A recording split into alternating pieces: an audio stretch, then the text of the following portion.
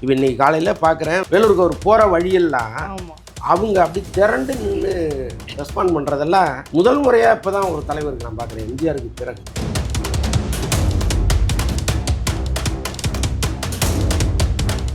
யாருக்கும் இல்லாத ஒரு வரவேற்பு விஜய்க்கு தொடர்ந்து கிடைச்சிட்டே இருக்கு. அதை நம்ம கண்கூடாக பார்க்குறோம். விஜயை பார்த்து ஏன் முதலமைச்சர் காப்பி அடிக்கிறாருன்னு கேட்டீங்க. கட்டாயமாக தாவேக்காவை பார்த்து பயப்படுறாங்க. பல ஊர்களில் 2வது இடத்துல தாவேக்கா இருக்குது அப்படின்னு. இப்போ இருக்கிற 60 நாள் இருக்குது. இந்த 60 நாளில் ஒரு வேகமான அரசியலை ஒரு முன்னெடுத்தாருன்னா ஏன் வர்றதுக்கு என்ன இருக்குது? இப்போ ஒன்றும் இல்லை, இப்போ இந்த 5000ங்கிற சீலிங் இல்லாமல் விஜய் வந்து வேலூரில் ஒரு பொதுக்கூட்டத்தை நடத்திக்கலான்னு சொல்லிட்டா வேலூரே ஸ்தம்பிக்குமா? ஸ்தம்பிக்காது. ஆனால் இந்த தேர்தல் ஒரு அதிசய தேர்தல்னு விஜய் சொல்கிறார். கிட்டத்தட்ட அதுதான் உண்மை. உங்களுடைய அரித்மேட்டிக் கணக்கெல்லாம் பொய்யாக போகுதுன்னு சொல்கிறாரு. எல்லாரும் ஒட்டுமொத்தமாக சொல்கிறது என்னன்னா இந்த விஷயத்து தான். வீட்டில் 2 வாண்டுங்க இருக்குது, தாங்க முடியல சொல்ல, எப்போ பார்த்தாலும் விஜய்க்கு ஓட்டு போடு, விஜய்க்கு ஓட்டு போடு கேட்டுட்டே இருக்காங்க அப்படின்னு சொல்கிறாங்க. சம்மர் வந்தாச்சு. What's your plan for this holiday? GT Holidays, South India's #1 travel brand.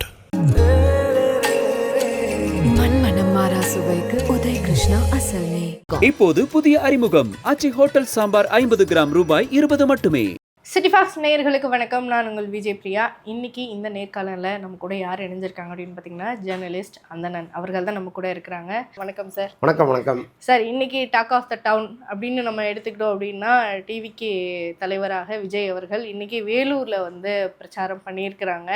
Sir, இதில் முக்கியமான ஒரு விஷயம் ஏற்கனவே வந்து சேலத்தில் வந்து நடந்தது. அதில் குறிப்பாக ஒருத்தர் வந்து வெயிலோட தாக்கம் காரணமாக ஒருத்தர் வந்து இறந்து விட்டார் அப்படின்ற ஒரு நியூஸ் கேட்டோம். கண்டிப்பாக இவங்க என்னடா கரூருக்கு அப்புறமும் ஒரு பெரிய இன்சிடென்ட்டுக்கு அப்புறம் இன்னும் கொஞ்சம் முன்னெச்சரிக்கையாக இருக்கிறதுல ரொம்ப தவறிட்டாங்களோ அப்படிங்கிற ஒரு விஷயம் இருந்துக்கிட்டே இருந்தது. ஸோ இந்த இதுலேயும் அதை கரெக்டாக பொறுப்பேற்று அதை சரியாக ஃபாலோ பண்ணாங்கன்னு நினைக்கிறீங்களா? கட்டாயமாக முதல்ல இந்த மேற்கூரை அமைச்சதுக்கே அவருக்கு வந்து ஒரு நன்றியை நம்ம சொல்லணும் மக்களின் சார்பாக. என்ன காரணம்னா, இப்போ ஒவ்வொரு முறையும் மேற்கூரை அமைக்காமல் அவர் நடத்துவது ஒரு பெரிய இஷ்யூவாக மாறுது. ஏன்னா அந்த வெயிலில் ஒரு 2 மணி நேரம் உட்காந்துருக்காங்க அப்படின்னா அந்த இன்னல்களை அவங்க அனுபவிக்கிறாங்க. தாங்குகிற பாடி தாங்குது. ரொம்ப முடியாதவங்க இந்த மாதிரி ஒரு இறப்புக்குள்ளாகிறதெல்லாம் நடக்குது. அப்போ மக்களுடைய நலன் ரொம்ப முக்கியம்னு நினச்சி அரசியலுக்கு வந்த விஜய் ஒவ்வொரு தனி மனிதனுடைய உடல்நலமும் முக்கியம்னு நினச்சி பார்க்கணும். அதை பார்த்துருக்கிறார் இந்த தடவையிலேருந்து. பல பேர் சொல்லியிருக்கேன், நானே ஒவ்வொரு முறையும் மேற்கூரை அமைச்சு நிகழ்ச்சி நடத்துங்க அப்படின்னு சொல்லிட்டு வரேன். அதில் என்ன காம்ப்ளிகேஷன் அப்படின்னா, இந்த மேற்கூரையும் எங்கேயாவது ஒரு தூணை பிடிங்கி விட்டுருவாங்களா, ஏதாவது ஒரு சதி நடந்துருமா அப்படிங்கிற பயத்தின் காரணமாக தான் அவங்க அதை பண்ணாமல் இருக்காங்க. ஒரு சாதாரணமாக வெட்ட வெளியில் நடக்கிற ஒரு நிகழ்ச்சியிலேயே ஏதோ ஒன்று நடந்துருது, ஒரு தள்ளு நடக்குது. அப்போ இந்த மாதிரி கூரை அமைக்கும்போது யாரோ 2 பேர் அது மேலே ஏறி நிற்கிறான்னு வைங்க, அது தேவையில்லாத பதட்டத்தை உருவாக்கும். ஸோ அதனால தான் முடிந்த அளவுக்கு இந்த மேற்கூரை அமைக்காமல் அவங்க நடத்துனாங்கிறத நம்மளால் புரிஞ்சுக்க முடியுது. ஆனால் மக்கள் வெயிலில் பாதிக்கப்படுறாங்க, மழையில் பாதிக்கப்படுறாங்க அப்படிங்கும்போது அதுதான் ரொம்ப முக்கியங்கிறத அவரும் புரிஞ்சிட்ருக்காரு. ஸோ முதல்ல அதுவே பெரிய விஷயமாக தான் நம்ம கண்டிப்பாக தொடர்ந்து நம்ம ஒரு விஷயங்கள் வந்து பார்த்துட்டே இருக்கோம். சிஎம் ஸ்டாலின் அவர்கள் வந்து தொடர்ந்து விஜய் அவர்களை பார்த்து காப்பி அடிச்சுட்டே இருக்கிறாரு அப்படிங்கிற ஒரு விஷயம் வந்து ஏற்கனவே நம்ம அதை பற்றி பேசியிருக்கோம். ஸோ இப்போவும் ரீசெண்டாக வந்து அந்த கட்சி துண்டை வந்து தூக்கி போடுற மாதிரியான விஷயங்கள் வந்து இப்போயே ரீசெண்டாக அது ட்ரெண்டிங்கில். ஏன் தொடர்ந்து வந்து விஜய் அவர்களை பார்த்து நீங்கள் காப்பி அடிக்கிறீங்க அப்படின்னு டிவிகே சைடில் இருந்தும் இதை வந்து ஒரு கொஷினாக வைக்கிறாங்க. இதை நீங்கள் எப்படி பார்க்குறீங்க? இல்லைங்க, இப்போ அரசியலில் வந்து இளைஞர்கள் எதை நோக்கி கவரப்படுகிறார்கள் அப்படிங்கிறது விஜய் வந்த பிறகு எல்லாருக்குமே ஒரு கேள்வியாக இருக்குது. ஏன்னா விஜயை வந்து கண்மூடித்தனமாக ரசிக்க ஆரம்பிச்சிட்டான். இப்போ இன்னைக்கு காலையில் பார்க்குறேன், வேலூருக்கு ஒரு போகிற வழியெல்லாம் அவங்க அப்படி திரண்டு நின்று ரெஸ்பாண்ட் பண்ணுறதெல்லாம் முதல் முறையாக இப்போ தான் ஒரு தலைவருக்கு நான் பார்க்குறேன், எம்ஜிஆருக்கு பிறகு. பல பேர் போகிறாங்க, முதல்வர் போகிறாரு, துணை முதல்வர் போகிறாரு, சீமான் போகிறாரு, இன்னும் எடப்பாடி பழனிசாமி போகிறாரு, இன்னும் பல்வேறு கட்சியை சேர்ந்த தலைவர்கள் சாலை மார்க்கமாக போகிறாங்க. ஆனால் யாருக்கும் இல்லாத ஒரு வரவேற்பு விஜய்க்கு தொடர்ந்து கிடச்சிட்டே இருக்குது. அதை நம்ம கண்கூடாக பார்க்குறோம். ஒவ்வொரு முறையும் வந்து சாலையின் ஓரத்தில் நின்று கையை காட்டுறது, ஃப்ளையிங் கிஸ் கொடுக்குறதெல்லாம் கொடுத்துக்கிட்டு இருந்த மக்கள் இன்றைக்கி நடு ரோட்லேயே வந்து நின்ட்டான். ஆமாம், ஃபுல்லாக அப்படி மறித்து நிற்கிறான், என்னை தாண்டி நீ எப்படி போயிடுவேன் அப்படி. ஸோ அப்படியும் வந்து அவர் இந்த புன்னகையோடு கடந்து போகிறதெல்லாம் நம்ம பார்க்குறோம். ஸோ அப்படி ஒரு பெரிய ரெஸ்பான்ஸ் அவருக்கு வரும்பொழுது அவரை மாதிரி நம்ம ஏதாவது ஒன்று பண்ணோம்னா அது வந்து ஒரு நமக்கும் மக்களுக்கும் அந்த இன்ட்ராக்ஷன் இருக்குமேன்னு அவங்க நினைக்கிறாங்க. தப்பு இல்லை, எதையாவது தின்னு நம்ம பித்தத்தை தெளிய வச்சுக்கணும். அதுதானே அரசியல்வாதிகளுக்கு தேவையாக இருக்குது. இப்போ அவர் துண்டை தூக்கி போட்டாருன்னா அதை 10 பேர் பிடிக்கிறதுக்கு வரான்ல, நாமளும் ஏன் அதை செஞ்சா என்ன அப்படின்னு தோணுது. எப்படியாவது ஓட்டா மாறிடாதாங்கிறது தான். ஸோ அதில் தப்பு இல்லைங்கிறேன்னா எப்படியாவது ஜெயிக்கணுங்கிறது தானே. தொடர்ந்து வந்து டிவிகே தலைவரான விஜய் அவர்கள் வந்து சொல்கிற ஒரு முக்கியமான ஒரு விஷயம், 2 பேருக்கு தான் போட்டி அப்படிங்கிறத ரொம்ப ஸ்ட்ராங்காக ஒவ்வொரு இடத்துலையுமே வந்து ரிஜிஸ்டர் பண்ணுறாரு. இதில் ஏடிஎம்கேவும் சரி பிஜேபியும் சரி கடுமையான அதிருப்திகளை வந்து தெரிவிச்சுட்டு தான் இருக்கிறாங்க. நாங்களும் தானே இருக்கோம், நாங்களும் இதே கட்சியில் வந்து நாங்களும் ஆண்ட கட்சி, ஸோ நாங்களும் முதலமைச்சராக இருந்திருக்கோம், நிறைய விஷயங்களை கொண்டு வந்திருக்கோம் அப்படிங்கிற ஒரு விஷயங்களும் அவங்களும் விஜய்க்கு அகைன்ஸ்டாக பேசிக்கிட்டே தான் இருக்காங்க. உண்மையாகவே இந்த 2026 தேர்தல் 2 பேருக்கு இடையில தான் போட்டியை உருவாக்குமா? நீங்கள் நல்லா யோசிச்சு பாருங்க. இப்போ ஆரம்பத்தில் ஒரு கேள்வி கேட்டீங்க, விஜயை பார்த்து ஏன் முதலமைச்சர் காப்பி அடிக்கிறாருன்னு கேட்டீங்க. அவர் எடப்பாடி பார்த்தா காப்பி அடித்தார், விஜயை பார்த்து தானே அடித்தார். அப்போ யார் எதிரி? அவங்க வெளியில் சொல்லாமல் இருக்கலாம். நேற்று வந்து ஒரு சின்ன பையன் அரசியல் ரீதியாக ஒரு கத்துக்குட்டி அரசியலில் இது வந்து எனக்கு எதிரின்னு நான் சொல்கிறதா, அது எனக்கு அவமானமாச்சேன்னு முதல்வர் நினைக்கலாம், திமுகவினர் நினைக்கலாம். ஆனால் உண்மைங்கிறது ஒன்று இருக்குல்ல. இப்போ யாரை பார்த்து நீங்கள் பயப்படுறீங்கிறது ஒன்று இருக்குல்ல. கட்டாயமாக தாவேக்காவை பார்த்து பயப்படுறாங்க. ஏன்னா இப்போ அவருக்கு நான் சொன்னேன்ல, சாலை மார்க்கமாக போகும்போது மக்கள் வந்து நிற்கிறாங்க. அங்கே நீங்கள் அன்லிமிட்டட் கூட்டத்தை நீங்கள் கூட்டலான்னு சொல்லிட்டீங்கன்னா ஒரு பொதுக்கூட்டமும் மாநாடாக தான் முடியும். நீங்கள் 5000 பேர் தான் வரணும்னு சொல்லும்போதே பாக்கியெல்லாம் நாங்கள் எங்கே போகிறதுன்னு ரோட்டில் நிற்கிறாங்க. கிட்டத்தட்ட 7000 பேர் வந்திருந்தாதாவும் நிறைய பேரை திருப்பி அனுப்புகிறாங்க. நான் கூட பார்த்தேன், ஒரு அம்மா ஒரு குழந்தைய வச்சுக்கிட்டு பருதெல்லாம் போட்டுக்கிட்டு கெஞ்சிக்கிட்டு நிற்கிது உள்ளே போகிறதுக்கு. ஸோ இல்லைம்மா திருப்பி அனுப்பி தான் ஆகணும்னு அனுப்புகிறாங்க. ஸோ அது மாதிரி தன்னெழுச்சியாக மக்கள் வர்றதை பார்க்குறோம் நம்ம. அப்போ போட்டி யாருக்குங்கிறது வந்து ஓரளவுக்கு நிரூபணம் ஆயிருச்சு. இப்போ எடப்பாடி வந்து வாக்கு வங்கி அதிமுக நிறையா வச்சுருக்கிறாங்க, பிஜேபி கூட்டணி இன்னும் மற்ற கட்சிகளோட அவங்க ஒரு கூட்டணி வச்சு ஒரு பலமாக இருக்காங்கன்னா கூட இந்த தேர்தல் எதை சொல்ல வருதுங்கிறது தான் ரொம்ப முக்கியமாக இருக்குது. அப்போ ஒரு நெரட்டிவை நம்ம செட் பண்ணுவோன்னு அவர் தொடர்ந்து செட் பண்ணுறாரு. இன்றைக்கி இல்லைனாலும் இந்த தேர்தலுக்கு பிறகு தாவேக்கா வர்சஸ் திமுக தான், அதில் ஒன்றும் சந்தேகமே கிடையாது. ஏன்னா இதில் பல இது வந்து காற்றில் அடித்து செல்லப்பட்டதாக சென்றுடும். அதில் வந்து அதிமுக பிஜேபி கூட்டணியும் வருவதற்கு வாய்ப்புகள் இருக்குது. எதுக்கு சொல்கிறேன்னா, தமிழ்நாட்டை பொறுத்தளவுக்கு பிஜேபியோடு யார் கூட்டணி வைக்கிறாங்களோ அவங்க ஜெயிச்சதே கிடையாது. இதை எடப்பாடி சொல்லியிருக்காரு, நான் சொல்லலை. இதே இபிஎஸ் வந்து மேடையில் நாம் பிஜேபியோட கூட்டணி வச்சதுனால தான் இந்த தேர்தலில் ஜெயிக்க முடியலன்னு சொல்லியிருக்காரு. அப்போ மீண்டும் கட்சியிலேருந்து பிரிஞ்சும் போனாங்க. ஆமாம், அப்போ மீண்டும் அவங்களோட கூட்டணி வைக்கும்போது என்ன நடக்க போகுதுன்னு அவருக்கும் தெரியும். அப்போ சர்வே எடுக்கிற பல பேர்கிட்ட நம்ம பேசுகிறோம், அவங்க பேசுகிறதெல்லாம் கேட்குறோம். என்ன சொல்கிறாங்கன்னா 2வது இடத்துல தாவேக்கா இருக்குங்கிறாங்க. பல ஊர்களில் 2வது இடத்துல தாவேக்கா இருக்குது அப்படிங்கிறாங்க. ஸோ அப்போ விஜய் இன்னும் கொஞ்சம் வேகமான அரசியல் பண்ணாருன்னா, இப்போ இருக்கிற 60 நாள் இருக்குது, இந்த 60 நாளில் ஒரு வேகமான அரசியலை ஒரு முன்னெடுத்தாருன்னா ஏன் வர்றதுக்கு என்ன இருக்குது? கட்டாயமாக இந்த நெரட்டிவ் தான் செட் ஆகும்னு நான் நினைக்கிறேன். இப்போ புதுசாக வந்து கல்லாப்பெட்டி கூட்டணி அப்படிங்கிற ஒரு விஷயத்த வந்து அவர் சொல்லியிருக்கிறாரு.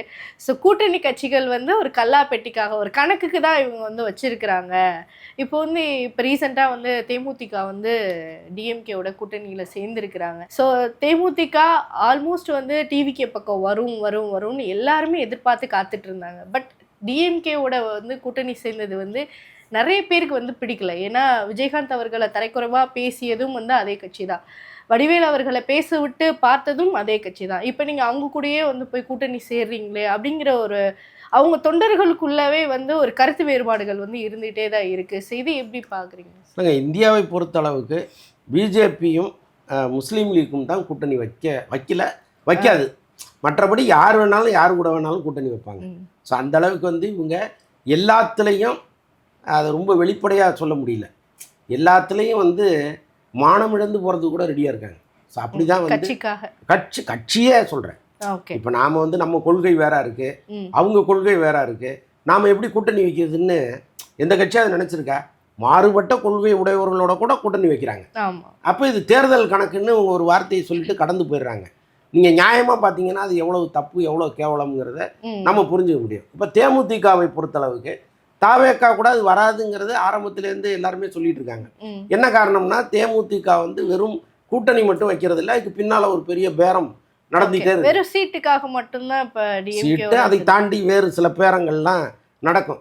அந்த பேரத்துக்கு யார் ஒத்து வராங்களோ அவங்களோட அவங்க கூட்டணி வைப்பாங்கங்கிறது தான் வெளிப்படையான உண்மை. இதை ஒருத்தர் 2 பேர் சொல்லலை, ஒட்டுமொத்த தமிழ்நாடாக அதுதான் சொல்லுது. ஸோ அப்படி இருக்கும்போது விஜய் ஓட்டுக்கே நான் காசு தர மாட்டேன்னு சொல்கிறாரு. அவர் எப்படி ஒரு கட்சிக்கு காசு கொடுப்பாரு? ஓகே. அங்கே போனால் உங்களுக்கு சீட்டு வேணால் நிறைய கிடைக்கும், காசு கிடைக்காது.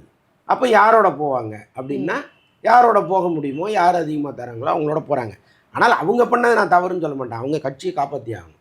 கட்சி வந்து இந்த தேர்தலோட ஒன்றும் இல்லாமல் போயிடும், சாம்பலாக போயிடும்னு நினச்சி பல பேர் காத்திருந்தப்போ திமுகவோட அவங்க கூட்டணி வைக்கிறாங்க. திமுகவுடைய வாக்கு வங்கி இவங்களுக்கான ஒரு சொற்ப வாக்கு வங்கி ஒன்று சேரும் பொழுது எங்கேயோ ஒரு 3 சீட்டு ஜெயிச்சு வராங்கன்னு வச்சுக்கோங்க. செத்து போகிற கட்சி பழைச்சிருச்சுன்னு தானே அர்த்தம். அப்போ ஒரு கட்சி தலைவராக அவங்க பண்ணது சரிதானே.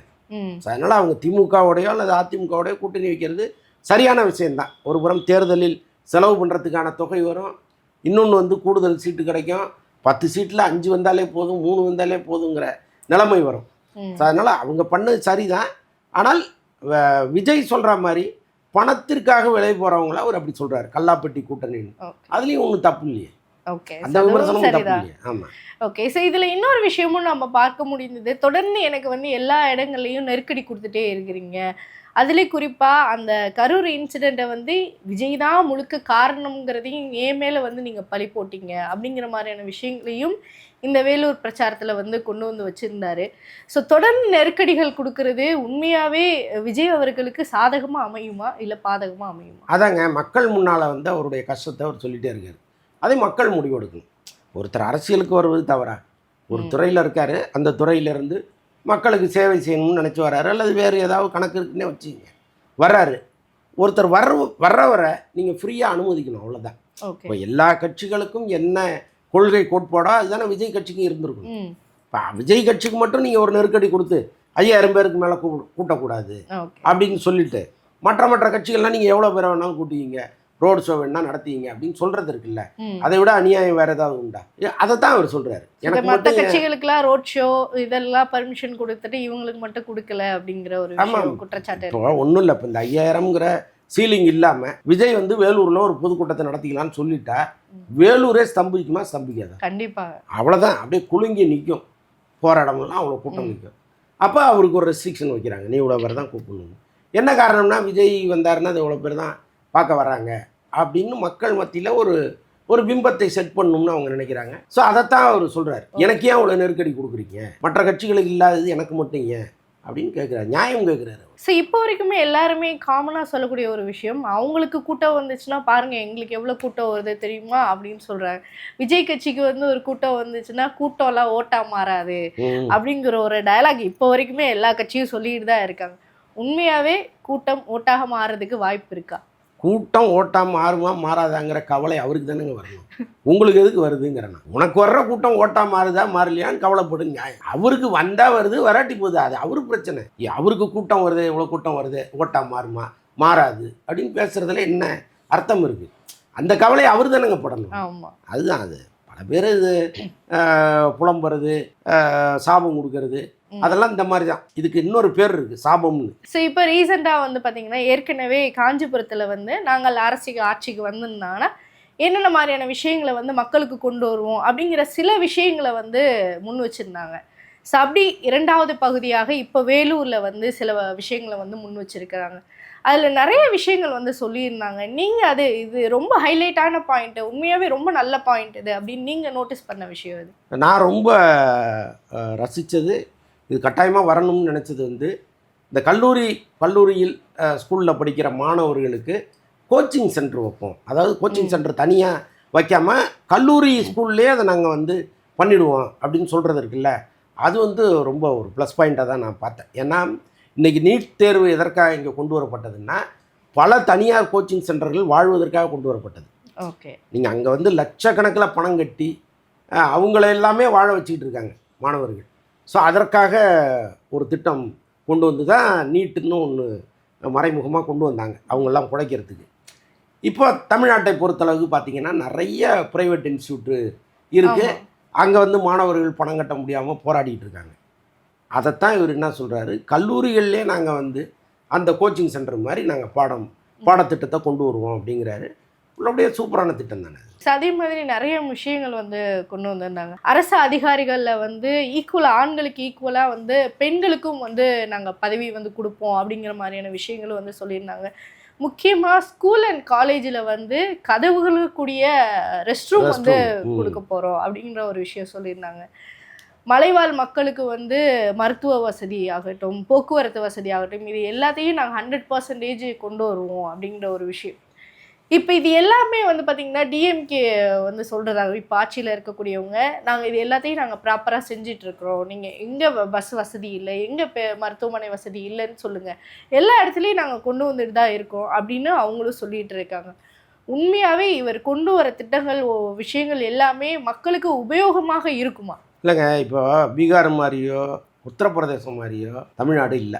நம்ம வந்து பன்மடங்கு வளர்ந்துருக்கோம். 2 திராவிட கட்சிகளுக்கும் அதில் வந்து பெரும் பங்கு இருக்குது. அதெல்லாம் சும்மா அப்படி போகிற போக்கில் இவங்கெல்லாம் எதுவுமே செய்யலன்ட்டு நம்ம கடந்து போக முடியாது.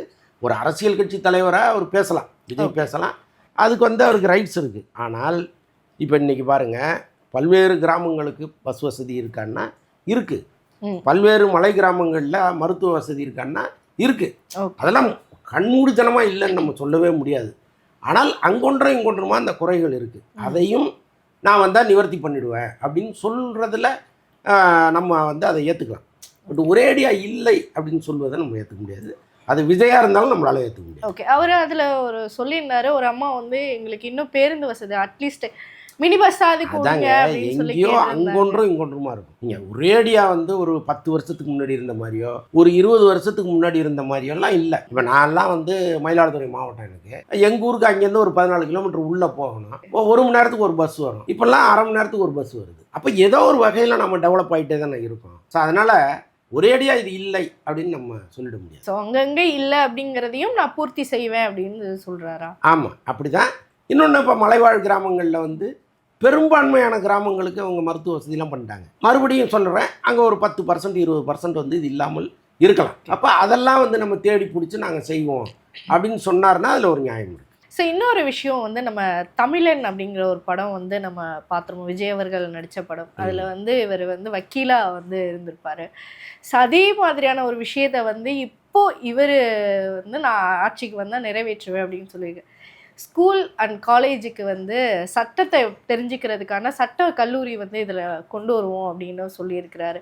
உண்மையாகவே இது இந்த அந்த படத்தோடைய சீனில் அப்படிங்கிறது டக்குன்னு எங்களுக்கு ரெஃபரன்ஸ் வந்தது. உண்மையாகவே இப்போது அந்த விஷயம் நடைமுறைப்படுத்தினா மக்களுக்கு உண்மையாகவே யூஸ்ஃபுல்லாக இருக்குமா? கட்டாயமாக இருக்குங்க. இப்போ முதல்ல வந்து ஒவ்வொருத்தரும் அடிப்படை சட்டத்தை புரிஞ்சுக்கணும். அப்போ தான் வந்து இவன் முதல்ல சட்டத்தை மீற மாட்டான். இப்போ இந்தந்த சட்டங்களுக்கு இந்தந்த தண்டனைங்கிறது ஒரு பக்கம் இருந்தாலும் இந்த சட்டம் தான் நாம் ஃபாலோ பண்ணணுங்கிறதையும் அவன் முதல்ல புரிஞ்சுக்கணும்.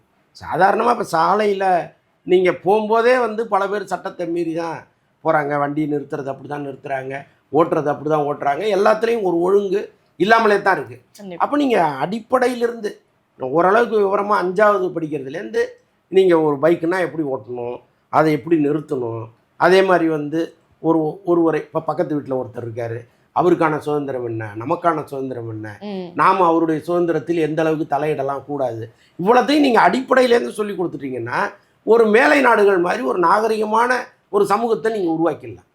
அது வந்து இங்கே அடிப்படையிலேருந்து இருக்க மாட்டேங்குது. கண்டிப்பாக அவன் கல்லூரி படிக்கும்போது பார்க்குறான், அல்லது எங்கேயாவது வெளிநாடுகளுக்கு போகும்போது அங்கெல்லாம் அப்படி இருக்காங்களே, நாம மட்டும் எப்படி இருக்கோம் அப்படின்னு நினச்சிட்டு வந்து திருந்துறான். பட் இதை நீங்கள் 5ஆம் வகுப்புலேருந்தே ஸ்டார்ட் பண்ணிட்டீங்கன்னா அவன் வளரும் போதே வந்து நம்ம நாடு ஒரு சிங்கப்பூர் மாதிரியோ ஒரு துபாய் மாதிரியோ மாறும். சட்டத்திட்டங்களுக்கு உட்பட்ட ஒரு நாடாக மாறும். அது அடிப்படையிலேருந்து பண்ணணும். நல்ல விஷயம் தானே அதெல்லாம். ஸோ இதில் இன்னொரு முக்கியமான ஒரு விஷயம் வந்து நம்ம செங்கோட்டையன் அவர்களை வந்து முக்கியமாக பேசணும். இந்த ஈவெண்ட்டில் அவர் வந்து டக்குன்னு இது வரைக்கும் வந்து பார்த்திங்கன்னா எல்லா நிகழ்ச்சியிலையுமே வந்து ஜெயலலிதா அம்மாவுடைய புகைப்படம் தான் வந்து பாக்கெட்டில் வச்சுருந்தார். பட் இந்த வேலூர் ஈவெண்ட்டில் வந்து பார்த்திங்கன்னா விஜய் அவர்களுடைய புகைப்படத்தை வந்து பாக்கெட்டில் வச்சுருந்தாரு அப்படிங்கிற ஒரு ஃபோட்டோ வந்து நம்மளால் பார்க்க முடியுது. ஜெயலலிதா அம்மா மேலே வந்து அதிதீவிரமான ஒரு விஷயங்கள் இருந்தபோது திடீர்னு ஏன் டிவிகேல வந்திருந்தாலும் அவர் இவ்வளோ காலம் ஜெயலலிதா அம்மாவுடைய புகைப்படம் தான் பாக்கெட்டில் வச்சுருந்தாரு. பட் ஏன் இப்போ திடீர்னு வந்து விஜய் அவர்களுடைய புகைப்படத்தை பாக்கெட்டில் வச்சாரு அப்படிங்கிற ஒரு விஷயம் வந்து கேள்விக்குறியாகுது. என்ன காரணமாக இருக்கும்? இல்லைங்க, அது அவருடைய தனிப்பட்ட விஷயம். அதை நம்ம வந்து ஏன் இதை வச்சுருந்தீங்க, ஏன் அதை எடுத்துட்டீங்கன்னா நம்ம கேட்க முடியாது. இன்னொன்று வந்து அவர் பல்லாண்டு காலமாக எம்ஜிஆரோட ட்ராவல் பண்ணவர், அதுக்கப்புறம் அம்மாவோட ட்ராவல் பண்ணார். அவருக்கு வந்து அவங்க மேலே ஒரு மிகப்பெரிய மரியாதை இருக்குது. நமக்கு இவ்வளோ பெரிய வாழ்க்கை கிடைத்ததுக்கு அவங்க தான் காரணம்லாம் அவர் நம்புகிறார். ஸோ அதன் காரணமாக தான் அந்த ஃபோட்டோவை அவர் வச்சுருந்தார். இப்போ விஜய் கட்சிக்கு திடீர்னு அவர் வரும்பொழுது அதற்கு முன்னாடி விஜயோட அவருக்கு பழக்கம் இருந்திருக்காது. இந்த இவர் எப்படி நடந்துப்பாருன்னு தெரியாது. இப்போ ஒருவரோடு நம்ம நெருங்கி பழகும்போது தான் அவங்கள நம்ம மனதில் எவ்வளோ பெரிய உயரத்தில் வச்சுருக்கோங்கிறதுக்கே ஒரு அர்த்தம் இருக்குது. அப்போ இவர் பழக பழக நாம் அவங்கள எவ்வளோ பெரிய இதாக நினச்சிட்டு இருந்தோம், அவங்க மாதிரி தானே இவரும் இருக்கார். அப்போ இந்த படத்தையும் நம்ம வச்சுக்கிறதுல என்ன தப்பு அப்படிங்கிற ஒரு எண்ணம் வரும் இல்லையா? ஸோ அதன் காரணமாக தான் வச்சுருப்பாரு. இன்னொன்று, ஒரு அரசியல் கட்சியில் தலைவர் அவர் எந்த வயதை சார்ந்தவராக இருக்கலாம், சின்னவராக இருக்கலாம், பெரியவராக இருக்கலாம், அல்லது சம வயது உள்ளவராக இருக்கலாம், தலைவர் தானே. இப்போ அவருக்கான மரியாதையை நீங்கள் கொடுத்தாதான் உங்களுக்கு கீழே இருக்கிறவங்க இந்த மரியாதை கொடுப்பாங்க. ஸோ அதெல்லாம் சேர்ந்து தான் இந்த மாதிரி விஷயங்கள்லாம், இந்த மாதிரி குறியீடுகள்லாம் நடக்குது. ஓகே. ஸோ கிட்டத்தட்ட மார்ச் 10 வந்து தெரிஞ்சிடும் தேர்தல் வந்து எப்போ நடக்க போகுது அப்படிங்கிறது. இப்போ ரொம்ப காரசாரமான தேர்தல் பிரச்சாரங்கள் எல்லா கட்சியுமே வந்து தொடர்ந்துட்டு தான் இருக்கிறாங்க. இதில் முக்கியமான ஒரு விஷயம், கூட்டணியை வச்சு தான் எல்லா கட்சியும் எந்த கட்சி வந்து வெற்றி பெற போகுது அப்படிங்கிறத தீர்மானிக்க போகுது அப்படிங்கிற விஷயங்களும் சொல்கிறாங்க. டிவிக்கே வந்து ஆல்ரெடி வந்து யார் நாங்கள் கூட்டணிக்கு வந்தால் நாங்கள் வரவேற்போம், அவங்களுக்கு ஆட்சியிலையும் அதிகாரத்துலேயும் நாங்கள் பங்கு கொடுப்போம் அப்படின்னு சொல்லியிருந்தாங்க. பட் இன்ன வரைக்கும் பெருசாக எந்த கட்சியும் கூட்டணிக்கு வரல அப்படிங்கிற ஒரு பாயிண்ட் இருந்துகிட்டே தான் இருக்குது.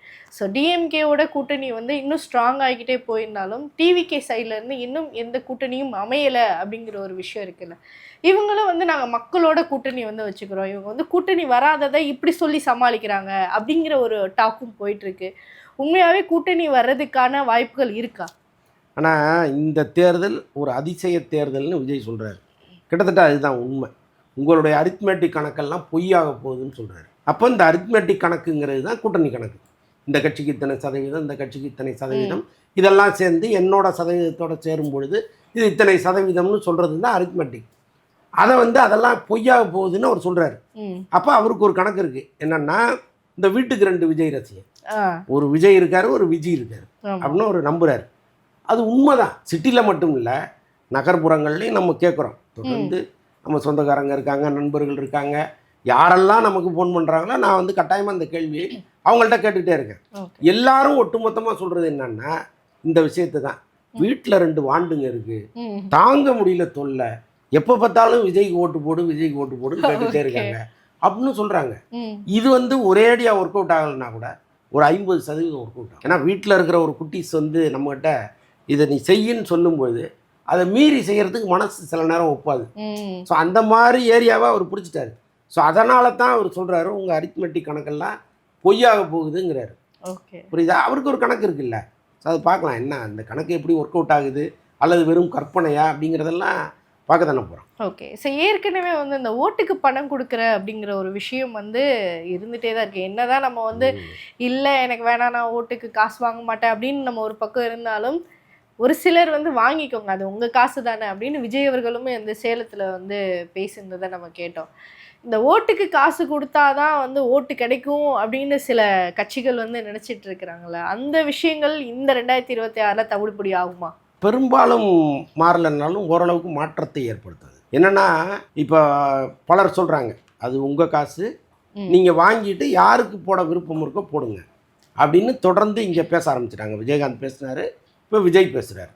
அப்போ இது ஒர்க் அவுட் ஆகும். இப்போ பல பெண்கள் வந்து, இப்போ பெண்கள் வாக்கே இன்னைக்கு தேர்தல் ஆணையர் சொல்லியிருக்காங்க, பெண்கள் வாக்கு அதிகமாக இருக்குது. ஸோ இப்போ பெண்களுடைய மனசு என்னவோ அதுதான் வந்து தேர்தலில் பெரும்பாலும் எதிரொலிக்கும். அவங்கள வந்து நீங்கள் மாற்றவே முடியாது. அவங்க வீட்டில் ஒன்று ஃபிக்ஸ் பண்ணிட்டு போயிட்டாங்கன்னா அதுதான் அங்கே நடக்கும். ஸோ அப்போ வந்து இவர் வந்து பெரும்பாலும் அவங்களோட ஒரு குட் புக்கில் இருக்கார் விஜய். அப்போ இதெல்லாம் சேர்ந்து பணத்தை வாங்கிட்டு விஜய்க்கு போட்டால் என்னங்கிற எண்ணத்தையும் உருவாக்கும். அதுதான் சொல்கிறேனே, இது எங்கள் காசு, நான் வாங்கிப்பேங்கிற உணர்வை தொடர்ந்து இங்கே பதிய வச்சுட்டே இருக்காங்க. அது ஒரு வேலையை செய்யும். சரி, இப்போ வந்து விஜய் அவர்களுடைய இந்த நிகழ்வு வேலூரில் வந்து ரொம்ப சிறப்பாக நடந்தது, நம்ம எல்லாருக்குமே தெரியும். இதற்கப்புறம் அவருடைய பயணம் எப்படி இருக்கும்னு நினைக்கிறீங்க? இல்லை, அவருடைய பயணத்தை அவர் தான் தீர்மானிக்கணும். முக்கியமாக என்னென்னா, நம் அரசியல் வந்து இன்னும் வேகப்படணுங்கிறதுல அவர் உறுதியாக இருக்கணும். ஏன்னா இன்றைக்கி ஒவ்வொரு அரசியல் கட்சியும் ஓட ஆரம்பிச்சிட்டாங்க. இருக்கிற நாட்கள் ரொம்ப குறைவுன்னு ஓடிட்டு இருக்காங்க. அப்போது ஒரு தலைவர் வந்து இந்த 15 நாளைக்கு ஒரு முறை மக்களை சந்திப்பதை குறைச்சிக்கிட்டு 2 நாளைக்கு ஒரு தடவை 3 நாளைக்கு ஒரு முறை மக்களை அவர் சந்திக்க வரணும். இப்போ இந்த வேலூர்லேயே என்ன சொல்கிறாருன்னா, நான் வெற்றி பெற்ற பிறகு எல்லா ஊருக்கும் வருவேங்கிறார். அது பேச்சு கிடையாது. முடிந்த அளவுக்கு நான் அந்த 234 தொகுதியும் பார்ப்பேன்னு சொல்கிறது தான் சரியாக இருக்கும். அதை விட்டுட்டு நான் ஜெயித்த பிறகு உங்களை வந்து பார்ப்பேங்கிறதுல அர்த்தம் கிடையாது. அப்போ நீங்கள் தான் ஓடணும். உங்கள் வாழ்க்கை இது வாழ்வா சாவா போராட்டம். இப்போ நீங்கள் வந்து ஒரு முதலமைச்சரை பார்த்து இவ்வளோ பேசின பிறகு நாளைக்கு அதே கட்சி ஆட்சிக்கு வந்துச்சுன்னா உங்களுடைய ஒரு படம் கூட வராது. உங்களை நிம்மதியாக வாழ விட மாட்டாங்க. வாழ விட மாட்டாங்கன்னா அச்சுறுத்தல்னு அர்த்தம் கிடையாது, மன ரீதியாக நீங்கள் நிறைய காயப்பட வேண்டியது இருக்கும். அப்போது நாம் இந்த தேர்தலில் ஒன்று ஆட்சியை பிடிக்கணும், இல்லைன்னா எதிர்கட்சியாக வந்து உட்காரணும். ஓகே, அப்படி ஒரு வேகத்தில் நீங்கள் ஓடினாதான் உங்களுடைய அரசியலுக்கு ஒரு அர்த்தம் இருக்குது. அதை அவர் செய்வாரான்னு எனக்கு தெரியும். சம்மர் வந்தாச்சு. What's your plan for this holiday? GT Holidays, South India's #1 travel brand. மண்மனம் மாறா சுவைக்கு உதய் கிருஷ்ணா அசல் நெய். இப்போது புதிய அறிமுகம் ஆச்சி ஹோட்டல் சாம்பார் 50 கிராம் ரூபாய் 20 மட்டுமே.